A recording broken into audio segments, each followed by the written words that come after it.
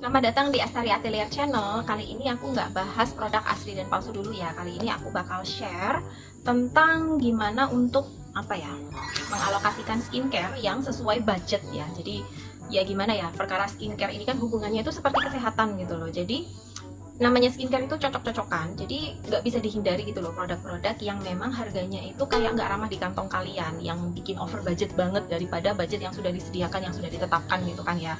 Jadinya di sini aku mau kasih tips-tips gimana caranya supaya skincare yang mungkin kalau kalian ada yang udah cocok dengan skincare ini dan ternyata mahal dan jadinya bakal ngerusak rejim skincare yang lain, itu ya kita bahas satu-satu aja ya. Kira-kira kalau menurut aku itu apa yang harus dilakukan. Ini yang namanya perawatan fisik gak cuman untuk wajah aja ya, gak cuman untuk kulit badan aja. Yang pasti untuk perawatan fisik itu ada dua jenis, yaitu ada perawatan luar dan perawatan dalam. Perawatan luar itu ya meliputi kayak skincare dan basic kebersihan aja, itu aja. Sedangkan kalau untuk perawatan luar itu yang meliputi kayak asupan, apa yang kamu makan, apa yang masuk ke badan, dan juga adalah habit itu.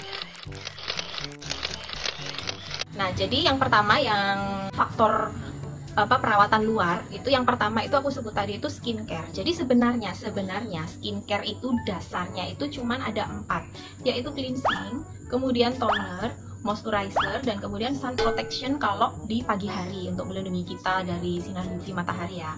Nah, di sela-sela itu dia itu kayak cuman tambahan supaya proses penyembuhan kulitmu itu lebih cepat gitu loh ya, kayak semacam essence, serum, kemudian mungkin ada yang booster, kemudian ada tambahan seperti exfoliate, masker, dan obat tutul jerawat gitu. Itu kayak cuman sebagai tambahan aja.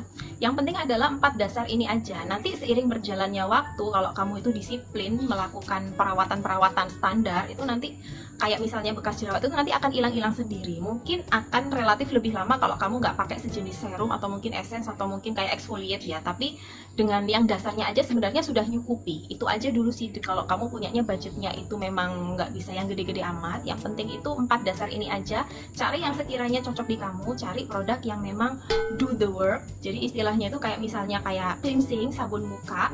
Itu cari yang memang dia itu nggak yang narik-narik wajah, nggak yang bikin iritasi wajah. Itu ya sudah cukupan gitu loh, nggak harus yang wah gitu. Selain bikin kulit bersih ternyata bikin glowing, nggak harus begitu aja. Yang penting bisa bikin kulitmu bersih dan tidak ada efek-efek iritasi atau yang ketarik-tarik atau yang bikin kering banget, itu juga udah cukup.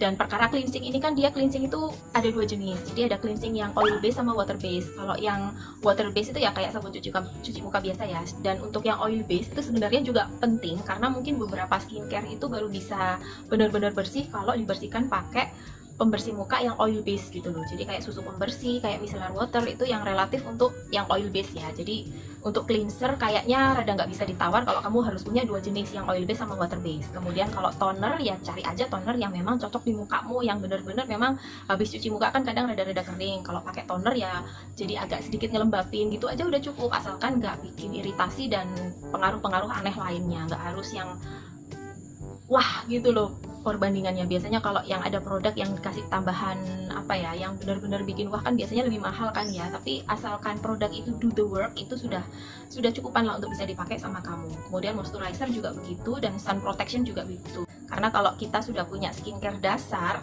kalau misalnya kita nggak punya budget yang nyukupi untuk beli serum gitu, mending nggak usah dulu deh serumnya, dibagusin aja kayak cleansernya atau mungkin tonernya atau moisturizernya atau sun protectionnya. Cari yang bener-bener cocok di kamu, itu sudah bener-bener final, nggak bisa ditawar lagi. Kemudian perawatan bagian luar yang kedua itu adalah kebersihan dasar. Kebersihan dasar ini ya benar-benar kebersihan dasar gitu loh. Jadi kalau misalnya habis pakai make up ya dibersihin gitu loh, dibersihin pakai oil base atau water base, bener-bener nggak boleh absen. Karena make up yang menumpuk di kulit, apalagi kalau sampai dipakai tidur semalaman, kan namanya bubuk kan pasti untuk kayak regenerasi fisik, regenerasi kulit wajah juga. Tapi kalau masih ada make up jadi nggak maksimal regenerasinya gitu. Dan selain itu basic kebersihannya itu juga perkara benda-benda yang nempel di mukamu gitu. Benda yang nempel di muka itu seperti ya kayak sarung bantal, kan pastinya kita kalau bubuk pakai bantal. Kalau bisa sarung bantalnya itu maksimal 2 minggu sekali itu diganti, karena ya namanya meskipun di kamar aja, tapi bisa jadi ada kuman-kuman yang nempel juga gitu loh. Kemudian juga kalau misalnya kamu pakai kerudung, kalau bisa jangan males-males untuk nyuci kerudung. Kemudian juga yang berpengaruh itu kayak air mandi. Beberapa kasus itu kan nggak semua rumah itu mandinya itu pakai air PDAM. Kadang-kadang ada yang pakai air sumur. Nah itu juga ngaruh banget, terutama kalau air sumurnya itu relatif agak kurang bersih gitu loh. Dan itu benar-benar ngefek bagi beberapa orang, terutama yang kulit wajahnya itu sensitif. Mungkin di badan nggak apa-apa, karena kulit badan kan relatif lebih kuat daripada kulit wajah. Tapi ya kalau memang sudah apa ya, kadang-kadang udah kelihatan gitu loh. Waktu aku masih ngekosnya di sini, mandi ngekos di sini, kulit wajahku nggak seberapa berjerawat, tapi setelah ngekos di sana tiba-tiba kulit wajahku jadi berjerawat. Nah itu biasanya itu gara-gara air mandinya. Kalau kasusnya udah gitu, itu biasanya disiasatinya itu mandi pakai air biasa aja ya, air yang di kamar mandi itu. Tapi khusus untuk cuci muka sediain air baru, cuci muka aja kok, nggak usah yang lain, cuci muka dan sikat gigi kan ya. Jadi soalnya kan airnya kan juga kena muka waktu sikat gigi. Kemudian basic kebersihan yang lain itu ada kayak di kebiasaan kita ya, kebiasaan tangan untuk nyentuh muka itu kalau bisa dihindari banget, karena kita nggak tahu tangan ini sekotor apa. Meskipun habis cuci muka, daripada untuk menjaga habit aja sih supaya nggak kebiasaan tangan megang muka. Jadi bener-bener meskipun kamu merasa tanganmu bersih, hindari aja untuk megang muka. Sekarang ada di faktor perawatan yang dalam ya, ini juga penting banget. Jadi kalau kamu memang punya regime skincare yang mahal-mahal, pasti akan lebih cepat kalau kamu juga memperhatikan perawatan tubuh bagian dalam.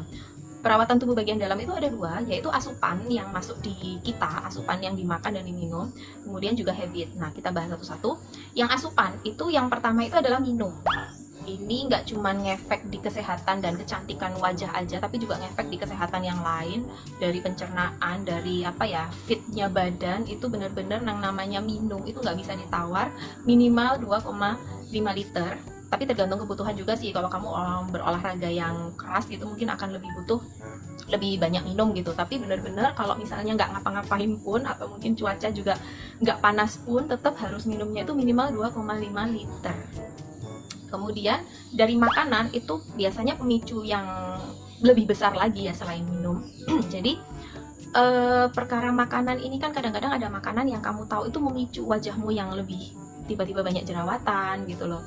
Contoh ya, kalau contoh di aku, kalau misalnya aku makan makanan yang manis 3 hari berturut-turut, aku itu kayak minum boba. Biasanya di hari keempat itu mulai muncul kayak jerawat. Nah itu kan aku berarti sudah tahu, oh makanan ini adalah pemicu wajahku jadi nggak se-fit yang aku pengenkan, nggak pokoknya aku pengennya kan nggak ada jerawat, tapi gara-gara makanan ini yang aku makan 3 hari berturut-turut ternyata muncul jerawat. Nah makanan-makanan kayak gitu mungkin kamu harus tahu sendiri-sendiri ya, kadang tiap orang kan makanan pemicu itu sendiri-sendiri. Ada orang yang minum minuman bersoda sehari, besoknya udah mulai muncul kayak abnormalisasi di wajahnya gitu. Nah itu mesti kamu cari tahu dan kalau bisa dihindari gitu. Kemudian yang kedua itu ya kualitas makanan yang masuk sih, kalau bisa lebih banyak serat, kalau bisa yang fresh food, jangan processed food. Kemudian juga kalau misalnya kamu nggak bisa mengikuti nggak bisa memasok makanan yang benar-benar bergizi ke mulut, ya dibantu dengan multivitamin. Kemudian yang perawatan dari dalam yang berikutnya itu ada di habit. Habit ini meliputi kayak seberapa sering kamu begadang, dan perkara stresmu juga itu juga sebisa mungkin dikontrol gitu. Nah dari penjelasan yang sebelum-sebelumnya itu kesimpulannya, ini baru kesimpulan, ini benar-benar ke kesimpulan ya. Jadi kan ada 4 tahap yang memang harus dasarnya itu. Jadi yang skincare, kebersihan basic, kemudian asupan, dan habitnya tadi. Jadi kalau misalnya kamu di skincare itu kamu pengennya itu dengan budget tertentu, otomatis kamu harus improve yang 3 lainnya, yang kebersihan dasar, kemudian yang makanan, terutama makanan ya, karena kebersihan dasar itu juga sudah nggak bisa ditawar. Kemudian kalau yang perkara habit kayak begadang, kayak stres, kadang-kadang memang agak susah kita hindari ya. Jadi benar-benar faktor yang mungkin lebih fleksibel untuk diatur itu adalah di bagian makanan. Kalau kamu memang nggak bisa untuk skincare-nya itu yang bagus-bagus amat, yang biasanya itu dengan harga yang mahal, kalau bisa kamu disiplin dalam mengatur asupanmu, ya minum ya makan gitu.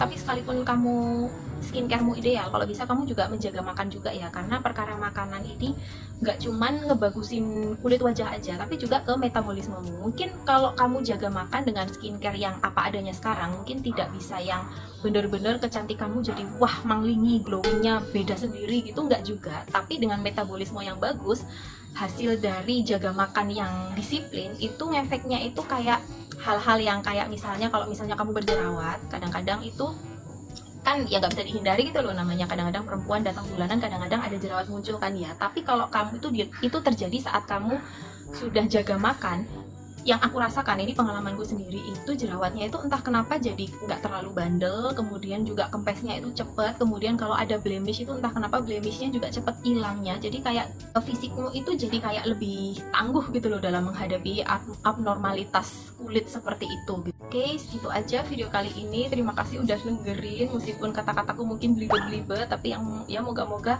apa yang ingin aku sampaikan bisa tersampaikan ke kalian, bahwa untuk mempercantik diri itu nggak cuman perlu sekedar skincare aja, nggak cuman perawatan luar aja, tapi perawatan dari dalam itu juga amat sangat penting gitu ya.